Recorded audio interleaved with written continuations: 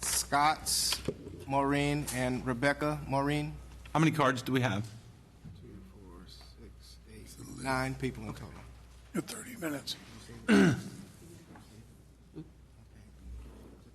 Good afternoon. Good afternoon. I'll wait for my time to start. Thank you. Well, members of the City Council, it's an honor to be with you here again. My name is Scott J. Mahurin. I'm the director of Florida Preborn Rescue, a pro-life, nonprofit 501c3 organization based here in the city. I'd like to go through the history of my dealings with the current Mayor, Rick Kriseman, and with some of you as City Councilmen. As a background, you'll recall that our mayor is fond of saying that we're a city of diversity, inclusion, and tolerance, where everyone is welcome. He has made much of this commitment by raising the gay pride flag in 2015 and 2014. So I'd like to back up a bit to last year when all of this began. Here are the facts. 10 months ago, on September 5th, 2014, I wrote a letter to the mayor and asked him to raise this, which is a flag that says pro-life on it. I asked him to do this during the St. Petersburg 40 Days for Life campaign that began later that month. I received no response from the mayor or his office, despite over 20 phone calls that were made and 150 signatures delivered in a petition. I know there's some bloggers out there that said only 20 calls were made. There was also a make sure it gets on the record, there were 150 signatures that were delivered in a petition. Last month, on June 11th, I came back here to visit with you all and ask if there was a policy for determining which flags were raised and which ones were not. And I also pointed out the mayor's lack of response to my repeated requests. If you remember, I wondered aloud at the end whether this was discrimination or bad manners. The next day, I sent letters to each of you on the council that you should have received around June 15th, and I enclosed my one-way history of correspondence with the mayor. 2 weeks later, at the advice of a friend, I contacted Mr. Gerdes, who is my city councilman. Mr. Gerdes and I met here at City Hall on June 23rd. He shared my concerns about the mayor's lack of response and told me that, to his knowledge, which I assume is accurate, that there is no policy determining which flags are raised and why. I was pleased to meet with Mr. Gerdes. He assured me that he would speak to the mayor about this issue and get back to me the following week. Apparently, council members meet weekly with the mayor. Oddly, today is the 1-month anniversary since our meeting, Mr. Gerdes, and I've still not heard back from you. I left several messages with Ms. Wright, and I still haven't heard back. My friends, diversity means a great deal of things. One of its definitions involves a willingness to allow for opinions that you may not share yourself. Whatever your personal opinions about the pro-life issue may be, diversity requires that all views are respected. And I'd like to congratulate Ms. Foster on her commitment to adoption and a very pro-life thing for her to do as well. And just to remind you all that diversity is a two-way street. It's not diversity if only one opinion gets to be said. Whether or not the mayor is pro-life or whether or not you are as city councilman is no longer the issue. The issue now is that a great number of citizens in St. Petersburg are being ignored by their city council. I respectfully would ask an actual response from the mayor and the council on this issue, and I'm out of time.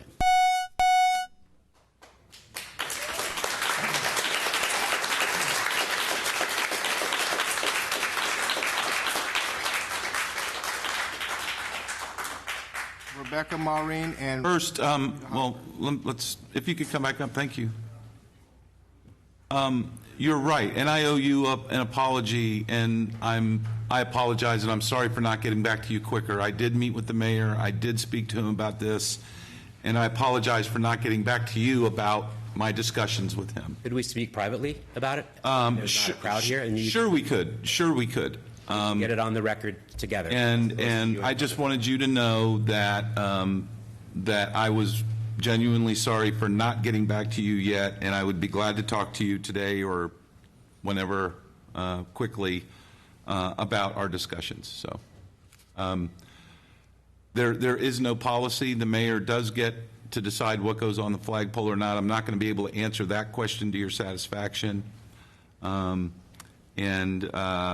I was informed that I guess I was told you had a conversation with the chief of staff at some point, maybe around that 10-month time. Never contacted by the chief of staff. In fact, the chief of staff. I don't want to get in a debate with you about. No, it's not a debate. I'm just clarifying the record. The chief of staff went out of his way on social media to ridicule me and other people. So okay, you and I can talk about that privately. The problem is this. I can't turn this into a back and forth. I primarily wanted to apologize in public to you because you accept your deserve apology. it. Sure. Secondly, I'm just sharing with you what I was told, and I'd be glad to talk to you Yeah, you've got my information. outside. So I'd love to Okay, hear from you. yes. Thank you. Thank you for coming. My pleasure.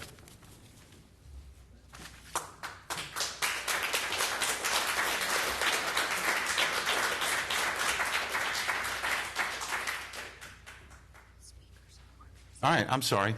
Did anybody else want to say anything? Okay, thank you. Good afternoon, everyone. My name is Rebecca Mahurin, and I live in Jungle Terrace. And I'm here to speak about diversity and inclusion.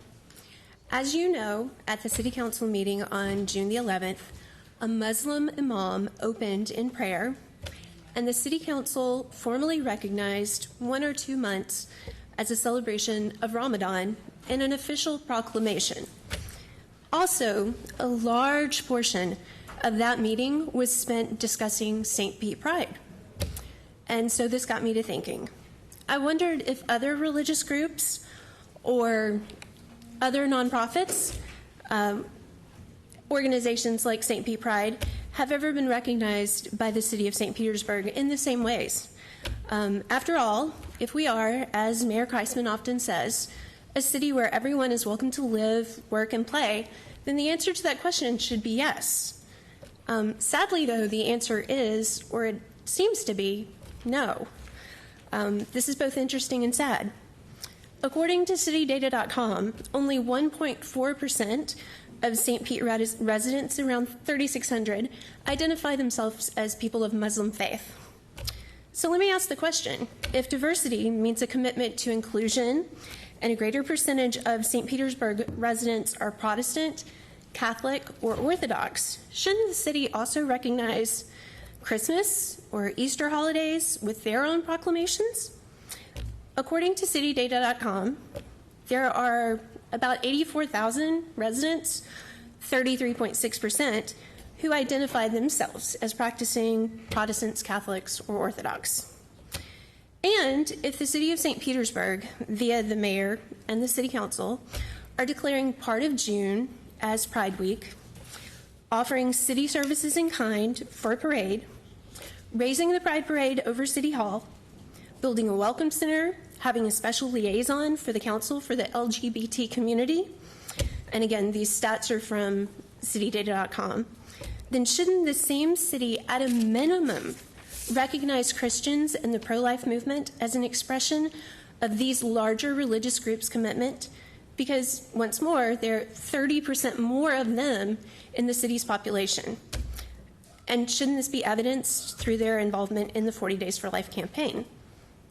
So I ask the council to please consider, when you ignore and exclude other groups, you're not being diverse. And when you celebrate groups that represent a very small percentage of the population to the exclusion of other groups, you're not being inclusive. And when you disregard requests from citizens, allow employees of the mayor's office to insult and ridicule members of these excluded groups on social media, and make snide comments in the press without all the facts, you're not being tolerant. Thank you, and please consider raising the pro-life flag during 40 Days for Life. Thank you.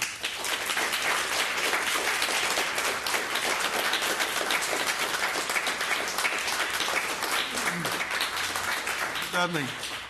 Thank you. I would just like to say part of this discussion, we try very hard to include other groups. For example, last year as I was chair, we had a group from the Atheist Society came in and did our invocation. I know that sounds kind of weird, but we tried to include in our invocation members from the Jewish faith, Catholic, and so forth. And we even included for the first time a group from the atheists. If you remember, we did that. So I hear what you're saying, and I'm not going to get. Right. It's not a back and forth. I'm sorry. And I'm not trying to diminish anything, what you're saying. I'm just saying there is an attempt. How much in depth that goes, I don't know, but I know that when, when they came to me and asked me last year about doing that, and it's the first time it's ever been done, okay, so we try to include everybody. The flags and stuff like that, that's a different, He's not here. that's us. So I just wanted to make it clear, in case you did not know that, we did do that last year. Thank Ms. you. Foster. Thank you. So I just wanted to clarify a few things for the record. Council members don't necessarily meet with the mayor weekly. We also cannot control what his staff does, whether that's in social media or in other realms, and I share your concern about constituent response. We did receive your letters. It was during a 3-week period time off for council, and then we just kind of have some burning issues right now. I don't share your politics, but I do share your interest in diversity and inclusion, and I do think that it's important that we do not leave any group out. So I just wanted to say that publicly for the record. My understanding is that it's the mayor's decision of which flags get raised, and so I'm not sure if council's in a place where we can create a policy around that, but I'm certain we'll have some discussions. Is it also the mayor's decision for official proclamations, like Yes. Lent, et cetera? Yep. Okay, thank you. Karl, I'm sorry. Were you done, Amy? Yep. Mr. Nurse. I wanted to ask the attorneys, I was involved in when I was on PSTA with an issue that sounds a little similar. If we're raising a flag for something that is perceived to be a political issue, are we legally allowed to pick and choose, or don't you have to sort of? And I know what ended up happening was PSTA essentially said we're not doing anybody.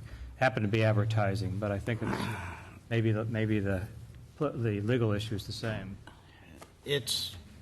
Well, actually, Jackie is more familiar with the details of the law, but it has to do with government speech versus free speech, and you're given more latitude in government speech to take a position, but it should be the city's position if it is government speech. And yes, you can pick and choose with respect to the government speech. In other words, if this council would take a position on a particular thing, particular item, they're free to promote that idea Okay, thank you. without giving equal time. Now, when you move to a public forum, it's different. And that's where you get into the First Amendment and everybody gets a chance to voice their own opinion. In other words, for instance, the parks during the holiday season, anybody who wants to put up a display, whether Christian, Jewish, whatever, they are allowed to do it, provided they provide the display. The city doesn't provide those displays. They've all been donated. So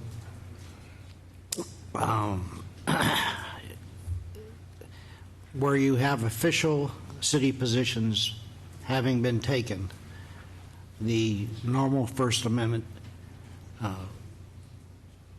is not applicable in the same sense that it is when you have a traditional public forum. But I'll let Jackie elaborate a little bit more. Yeah, I mean, I think John covered it. The primary difference is whether it's private speech or government speech.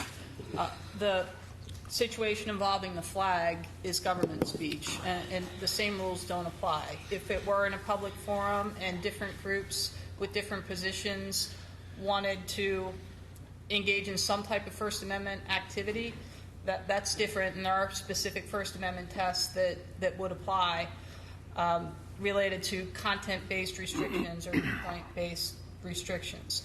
But in government speech, it's an entirely different situation, and you can choose to support certain speech and certain subjects and not others, and that's permissible in that realm. Thank you. Mayor Kriseman. Thank you, Mr. Chair. Just for clarification purposes only and for the record, and just as an example, in 2014 in July we had Interfaith Week. We also had Historic Bethel AME Church Day. In 2015 we had the Interfaith Association's Dr. Martin Luther King Memorial Service Day, Catholic Schools Week, the month of Ramadan, and Interfaith Week. So I just wanted to present that for the record. And I also would like to present for the record before I step out to another meeting that my staff had been contacted by this gentleman, responded, left a phone number multiple times. So there was an attempt to contact him back. So, and this isn't, the intention isn't to engage in a debate. I just wanted to present that information. Thank you, Mr. Chair. Mr. Newton. Yeah, I just wanted to say, for the record, the mayor controls staff administration. We all are recipients of public funds, so I don't condone anybody badgering anybody when we all receive money from the taxpayers of this whole city. I don't know what transpired, but council don't control staff administration. The man that just spoke does, so you might have to take that up with him. I don't know what it was. You said something about social media. And Jackie, as to the charter, is there anything in the charter that precludes for separation of powers with council and administration as to what they can and can't do as in regards to that flagpole out front? I'm talking about the charter now, not no one's opinion. I mean, that's hers. Yeah, it's an administrative. Yeah. If you consider it to be an administrative function, it would be controlled by the mayor, obviously. If the city were to take, and the city is really two different entities, it's the executive branch and the legislative branch. If the legislative branch would take a position,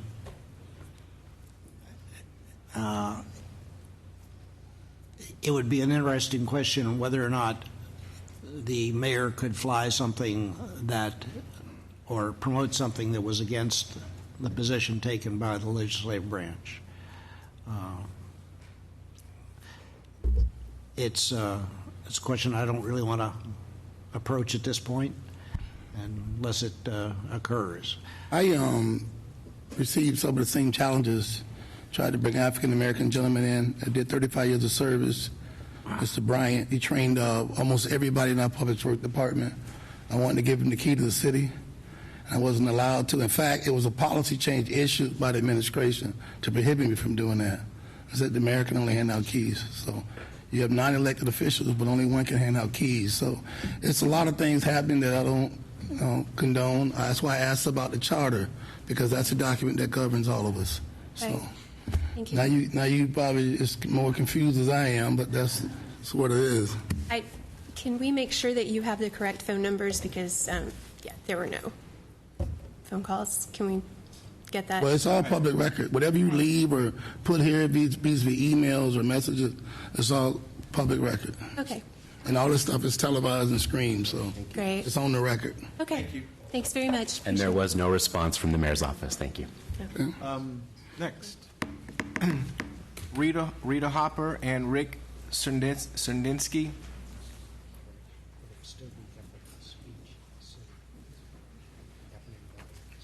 Sure, you have about 7 minutes. Good afternoon. Good afternoon. I think that Scott and Rebecca just spoke very eloquently and concisely, and I'm not going to speak at length except to say thank you for this exchange and your effort to promote fairness, if you will, in these kinds of situations. Thank you. Thank you for coming.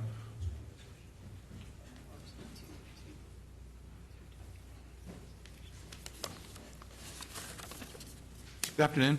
Good afternoon. Thank you for allowing me to speak. My name is Rick Strudinsky. I'm here just to once again support the flag for the pro-life and 40 days of life. Just kind of in agreement with what Scott and Rebecca have said, and Rita also in agreement with. But I've written something I just wanted to share, and just maybe a different tact or maybe something that we can think about. I've come to ask you to consider to allow the pro-life flag to fly over the city of St. Petersburg during the 40 days of life, which will take place this fall. As a Christian, I'm sure that I represent a good portion of the population of our city, and possibly a portion of this council as well. As a citizen, I'm a voter and an integral part of this community. If you're favorable toward this flag request, if you're leaning that way, I'm grateful and sincerely thankful for you and for your support. If you're not favorable, all I ask is that you would consider our request. If you're struggling with supporting the display of the pro-life flag out of a concern that it may offend some of our citizens, please consider that the state of Florida has no apparent problems with using the Choose Life plates, which we see everywhere. We see them, and would be hard-pressed to find protests or trouble in connection with their display. So surely St. Pete can handle a pro-life flag flying over City Hall for a few days. If your struggle with supporting the display of the pro-life flag is due to disagreement with what it stands for, and then I would appeal to this council's desire to celebrate the fact that this is a city of diversity, as we've also mentioned. And if it is a city of diversity, may I humbly ask that you would consider tolerance of a viewpoint that might not be your own. But because pro-life people live here too, and they make up a good portion of this community and tend to be good citizens who vote, quietly pay their taxes, and work to make this a great place to live that it is. And one more thing I ask you to think about as you deliberate about this request, and please don't forget the little boys and girls without a voice in this whole matter, what it's all about. They're what I'm for. I'm not against women. We're not against women. But we're pro-life for these little women, these little men. And please let the flag fly for them. That's all I ask. And thank you very much for your time. Thank you for coming.